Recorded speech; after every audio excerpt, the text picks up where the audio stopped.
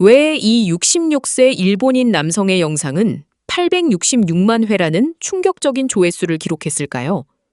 제목은 마침내 아내가 죽었다였는데 수많은 남성이 이 영상을 보고 밤새 눈물을 흘렸습니다. 아내의 잔소리가 멈춘 부엌에서 그는 그토록 원하던 자유를 만끽하며 라면 하나를 끓여냅니다.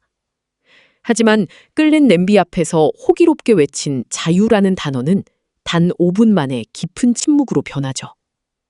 이 영상이 전 세계를 울린 이유는 준비되지 않은 이별이 가져온 잔인한 반전 때문이었습니다.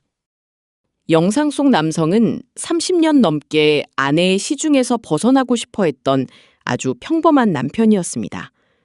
아내와 사별한 직후 그는 술자리에 가고 연애도 하며 자유를 누리겠다는 야심찬 꿈을 꿨죠.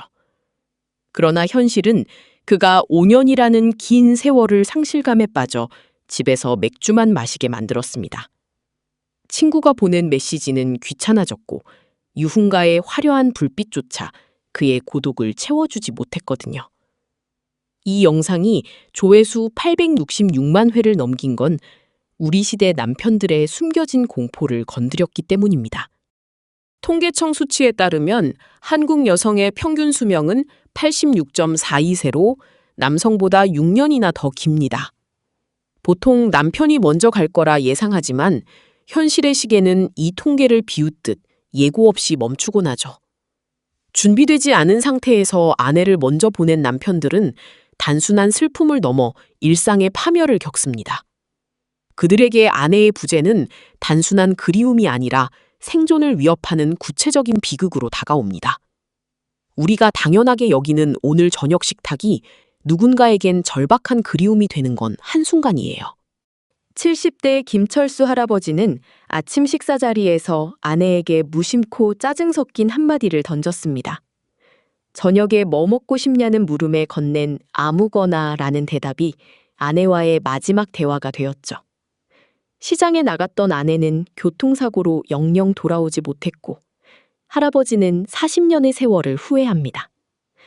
그는 지금도 매일 아침 영정사진 앞에서 식사하고 왔다며 조용히 인사를 건네고 있습니다.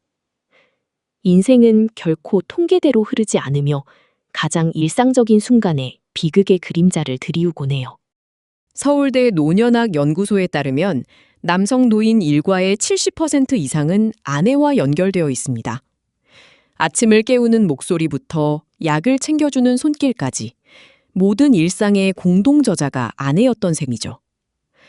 그래서 아내가 사라진다는 건 단순히 사람이 떠나는 게 아니라 일상이 통째로 붕괴되는 겁니다.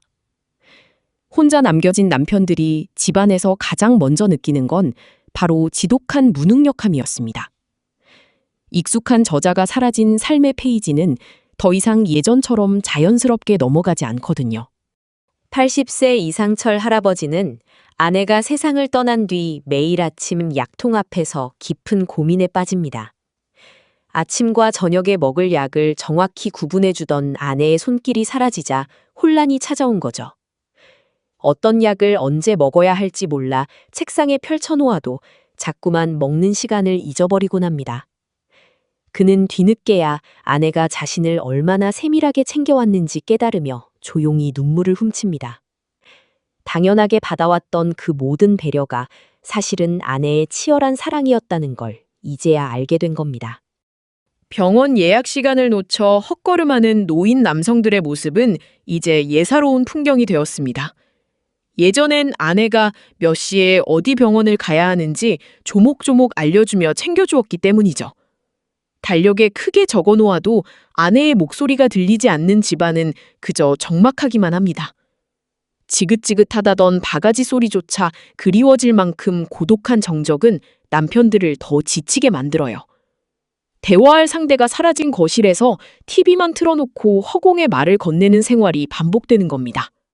평생 아내가 차려준 밥상만 받아온 남편들에게 주방은 세상에서 가장 낯선 공간입니다.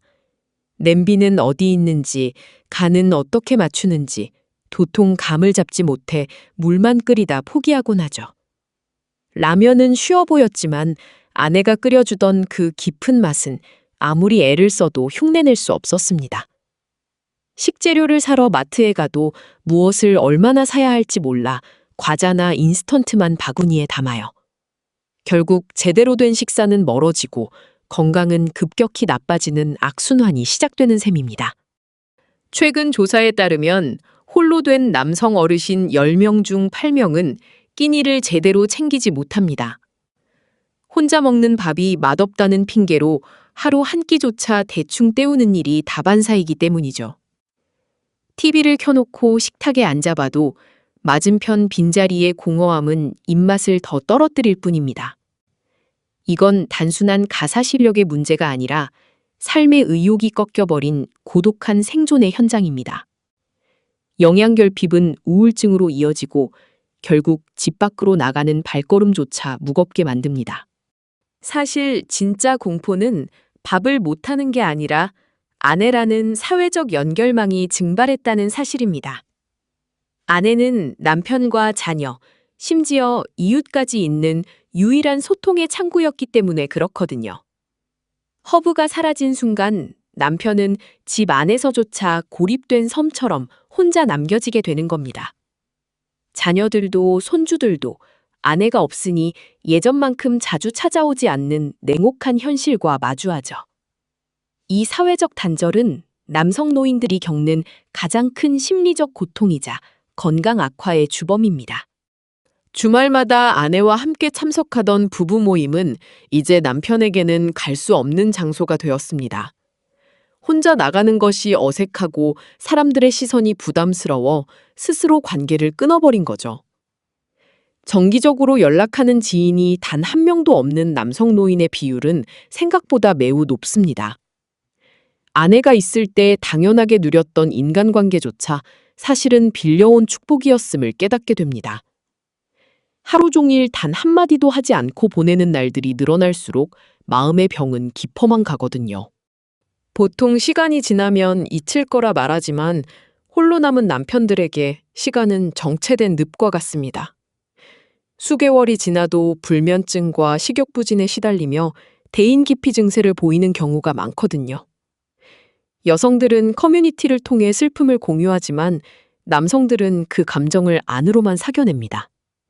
이 지독한 고립은 단순한 외로움을 넘어 만성질환을 악화시키는 치명적인 원인이 됩니다. 일상의 붕괴가 신체의 붕괴로 이어지는 데는 그리 오랜 시간이 걸리지 않는다는 뜻이죠. 70대 이상 1인 가구의 73.7%가 배우자 사별로 인해 형성된다는 사실을 알고 계셨나요? 10명 중 7명은 원치 않아도 인생의 마지막 구간을 혼자 걸어가야 한다는 뜻입니다. 우리는 늘 준비된 이별을 상상하지만 현실은 예고 없이 찾아온 정적에 가깝게 느껴집니다. 이 높은 확률은 지금 곁에 있는 배우자가 얼마나 소중한 존재인지를 역설적으로 보여주죠. 이제 홀로 서기는 선택이 아니라 삶을 지탱하기 위한 가장 절박한 생존 연습이 되었습니다.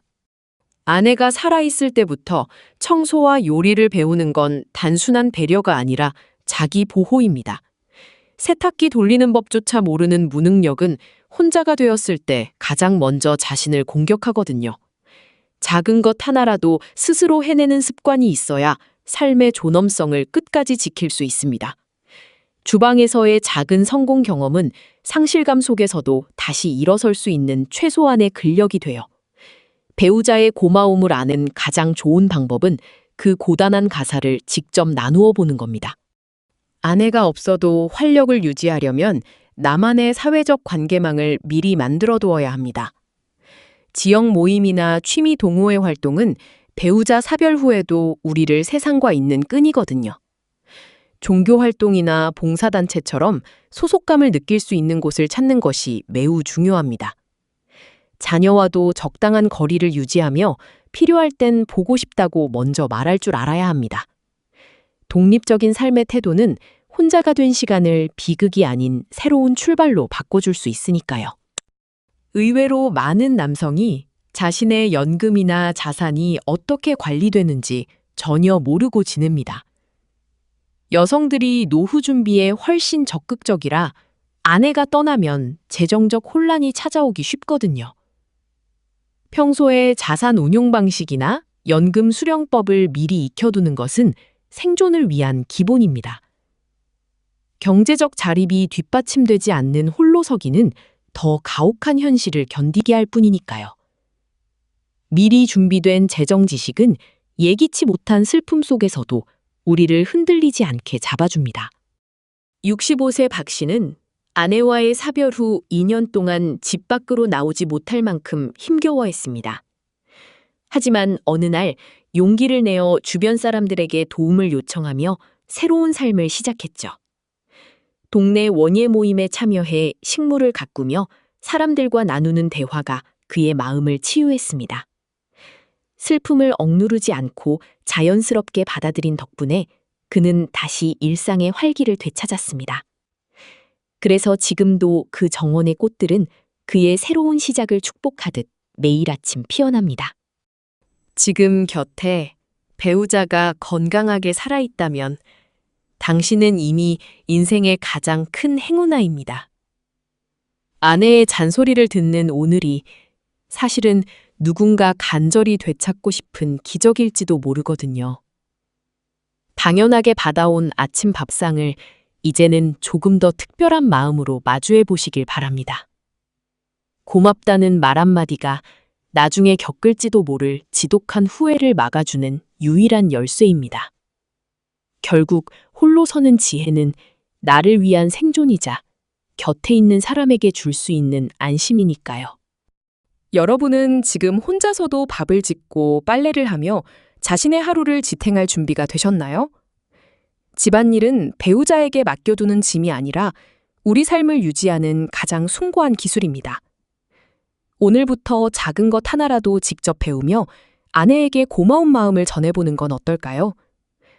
준비된 홀로서기는 배우자를 잃은 슬픔을 없앨 순 없어도 무너지는 건 막아줄 수 있습니다. 그 서툰 첫걸음이 나중에 여러분의 일상을 지켜주는 든든한 버팀목이 되어줄 것입니다. 마침내 자유라고 외쳤던 일본인 남성의 5년은 사실 지독한 그리움의 기록이었습니다. 73.7%라는 차가운 확률 속에서도 우리는 여전히 오늘의 평온함을 당연하게 여기고 있죠. 배우자가 곁에 있다는 건 단지 옆에 누가 있는 것 이상의 거대한 축복임을 잊지 마세요. 오늘 저녁 무심코 던진 아무거나 대신 정성이 담긴 따뜻한 칭찬 한마디를 건네보세요. 우리가 무심코 넘긴 평범한 식탁이 사실은 누군가 간절히 되찾고 싶은 기적일지도 모릅니다.